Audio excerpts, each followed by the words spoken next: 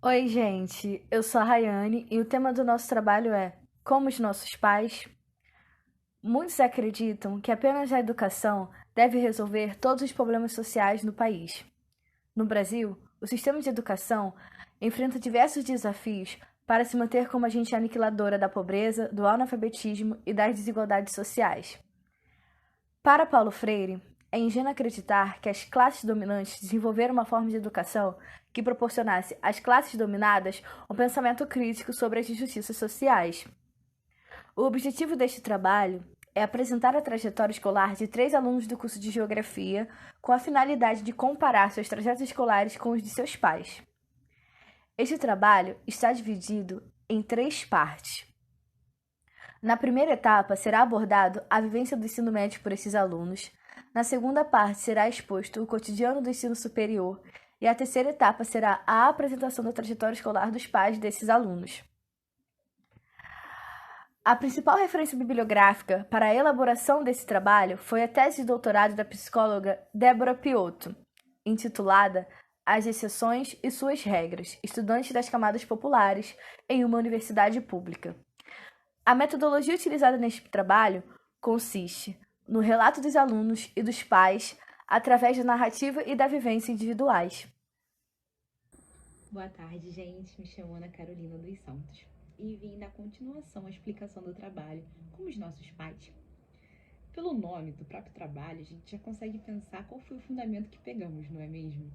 A gente sabe que muita da representação que a gente tem hoje como adulto, numa universidade pública, vem de sonhos, vem de batalhas, vem de muito trabalho duro daqueles que nos antecederam. Normalmente, essas pessoas são nossos parentes ou até mesmo os nossos pais. E no nosso caso, como trio que constitui esse trabalho, a gente sabe que os três responsáveis por esses 3 jovens que aqui vos falam são uma parte da população que poderia contar bastante coisa e que representam uma outra grande parte que não está podendo aqui falar no momento. Muitos deles, né, desses 6 responsáveis nos quais a gente está comentando aqui, eles passaram por muitas dificuldades financeiras, dificuldade de acesso à escolarização. Alguns demoraram mais tempo para ter o ensino básico, aprender a ler e escrever.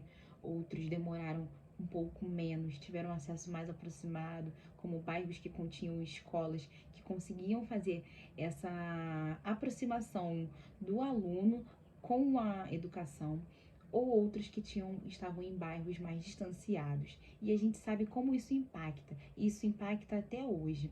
A nossa ideia é, além de comentar, é mostrar que as dificuldades que eles passaram lá atrás ainda se perpetuam e ainda continuam de maneiras diferentes. Esse acesso, essa precarização do ensino começou lá atrás. E a gente sabe que hoje, se a gente não batalhar por isso, por essas melhorias, a gente vai continuar reproduzindo algumas dinâmicas que aconteceram anteriormente. E não é isso que buscamos, correto?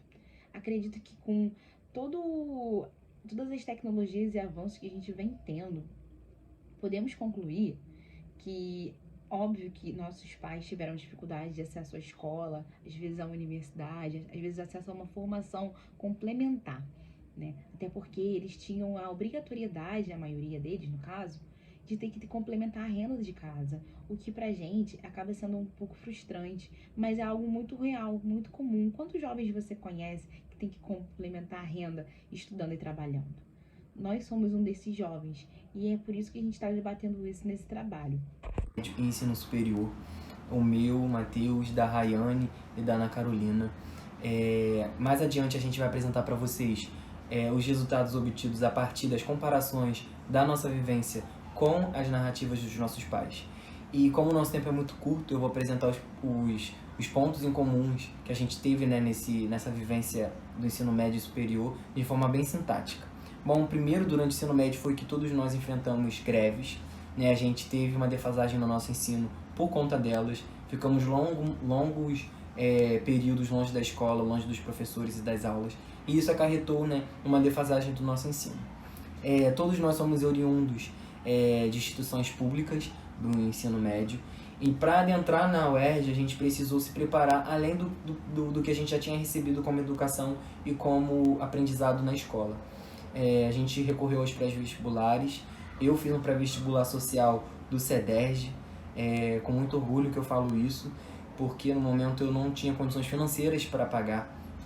A minha amiga Ana Carolina, ela foi bolsista do Sintupérj UERJ, e o qual ela recebeu o preparo suficiente para adentrar também na universidade. E a nossa amiga Rayane, depois de muitas conversas e, enfim, ela conseguiu convencer os pais de que era necessário, e ela conseguiu que eles pagassem uma instituição privada para ela se preparar para o vestibular da UERJ. Bom, e eu acho que o que mais nos potencializou a fazer esse trabalho foi a questão de nós sermos alunos periféricos da universidade, não necessariamente por conta da distância, que é no meu caso e o caso da Rayane, mas em específico lugares remotos em que o poder público não chega com transporte ou é pouco assistido, e a gente tem uma dificuldade para chegar na universidade, seja financeira, seja de tempo, seja de deslocamento. O relato realizado através da fonte oral compartilha sentimentos, memórias e experiências de pessoas que nasceram na mesma classe social e compartilharam do ensino público em diferentes anos.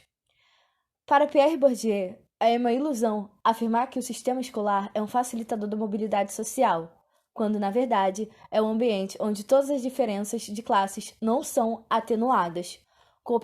Em sua tese de doutorado, Débora Piotto aponta que a maioria dos alunos oriundos da classe popular, que possuem casos de sucesso escolar, sofreram influência do meio, seja ele o trauma de não ser alguém na vida, uma pessoa admirada, ou até a eterna aproximação com os professores. Seguindo esse pensamento, não tivemos sucesso por medo de não sermos alguém na vida, porque desde sempre ensinaram que sem a educação superior não teríamos uma vida digna. De acordo com Paulo Freire, a luta pela escola pública deve ser urgente. A educação pública, popular, eficaz e democrática permite que a classe trabalhadora tenha acesso à educação. O relato dos nossos pais evidenciaram, em muitos pontos, que ainda somos os mesmos. Escolas sem estruturas necessárias, falta de equidade educacionais e a extrema necessidade de desmistificar a ideia de que a educação continuada é a única saída para ser alguém na vida. Alguns dos resultados que a gente obteve na construção desse trabalho foi que a gente começou a perceber que, dependendo do local que os nossos responsáveis e pais vieram, isso mostrou um pouco de como a gente foi ensinado a lutar pelos nossos direitos. A gente sabe que, como jovens periféricos que somos, a gente está a todo momento batalhando, lutando para que tudo aquilo que nos é permitido continue sendo garantido e não nos seja retirado.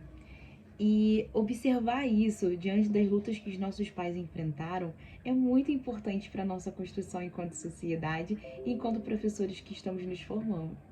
Paro e penso o quanto a minha mãe demorou para poder chegar à universidade e o quanto orgulho ela carrega dentro de si por ter concluído a universidade através do FIES. Isso reflete em mim nos dias atuais, ao pensar que eu, como futura professora de geografia, no caso licenciando atualmente, tenho responsabilidade em passar um bom conhecimento, um fortalecimento aos meus alunos. Nem sempre eles vão ter esse apoio vindo de casa, né? Ou às vezes eles vão ter exemplos semelhantes aos meus, mas que eu seja uma professora que ainda assim vai se empenhar e vai estar construindo uma ponte para que eles consigam interligar os seus sonhos com as suas realidades e que eles consigam batalhar ainda assim por eles. Quando penso no meu pai, que teve que abandonar a universidade para poder entrar no mercado de trabalho, pois a família dele necessitava muito da ajuda dele para complementar a renda, isso também reflete nos dias atuais, quando eu recobro a minha mente que muitos dos meus colegas de turma, e em diversos momentos, eu mesmo já pensei em abandonar a universidade para estar colaborando com a renda dentro de casa. Mas eu sei que para eles isso seria um desespero muito grande. E aí eu lembro a importância das ações afirmativas na manutenção de alguns dos jovens. Eu sei que muitos necessitam e precisam das ações afirmativas, como as cotas, no caso as bolsas de permanência, para a gente continuar nesse espaço, lutando pela nossa formação. Olha só o quanto os meus pais percorreram, né, batalharam, e não só os meus, como os de diversos outros jovens e alunos aí, né, para a gente chegar aqui onde estamos hoje. E eu acho que a nossa luta, ela se fortalece nisso, se constitui nisso. Então, gente, para constatar que o espaço urbano, ele também é contribuidor das desigualdades educacionais, a gente a gente trouxe vários conceitos geográficos que justificam isso. A gente percebeu que se as políticas públicas educacionais tivessem avançado paralelamente com o crescimento demográfico explosivo que aconteceu na época dos nossos pais, eles poderiam ter alcançado melhores resultados no seu processo de escolarização, porque tinham poucas escolas para muitas pessoas. As pessoas que se locomoviam do atual centro do Rio para as áreas que não eram habitadas, né, povoando aquelas regiões, não conseguiam escola porque o poder público não chegava com a quantidade adequada de escolas para atender toda aquela população. E trazendo mais para a nossa realidade de agora, a UERJ, apesar de estar numa área muito central, ela também é contribuidora, por estar inserida nesse espaço urbano desigual, de injustiça espacial. Porque apesar dela estar quase no centro do Rio, que é o principal, é o downtown da cidade, é onde está concentrada a economia, né, a maior parte da economia, do trabalho, dos postos de trabalho, ela se torna, ela se faz desigual o acesso para os outros alunos, porque é longe. Eu gasto 4 horas dentro dos transportes públicos para conseguir ir e voltar da UERJ. A minha amiga Rayane, ela demora 2 horas e 40. Ela mora além dos limites do município do Rio de Janeiro. Ela mora em outro município, ou seja, eu que moro, sou residente da cidade, eu demoro mais tempo do que ela que mora em outro município. E isso é uma dinâmica do espaço geográfico, né? E que consta como desigualdade escolar pra gente. Uma outra constatação que a gente fez é em relação aos professores concursados de escola pública. A gente notou que, por eles ter os professores que passam, né, em primeiro lugar, em segundo, as melhores colocações, eles têm direito de escolha de escola. E as escolas que eles escolhem não são as escolas que estão localizadas na favela, não são as escolas que estão localizadas distantes do centro da cidade ou de onde eles moram. E isso causa desigualdade, porque os melhores professores, eles não estão nas áreas que mais precisam. Eles estão nas áreas que mais são equipadas por equipamentos urbanos, como os hospitais, como as ruas, como os lares de lazer, entendeu? E os docentes, eles também contribuem para que o espaço urbano seja produtor de desigualdade, porque eles não vão nessas áreas mais remotas, eles ficam nas áreas onde são mais acessíveis para eles, entendeu? E isso é uma constatação que a gente fez no nosso trabalho. A gente fez várias outras, eu falei um pouco rápido aqui porque o tempo é curto e a gente não pode passar de 15 minutos. E no nosso trabalho tem várias outras constatações que, como o espaço urbano, ele é contribuidor de desigualdades. Essa lembrança é o quadro que dói mais. Minha dor é perceber que, apesar de termos feito tudo o que fizemos, ainda somos os mesmos e vivemos. Ainda somos os mesmos e vivemos como os nossos pais.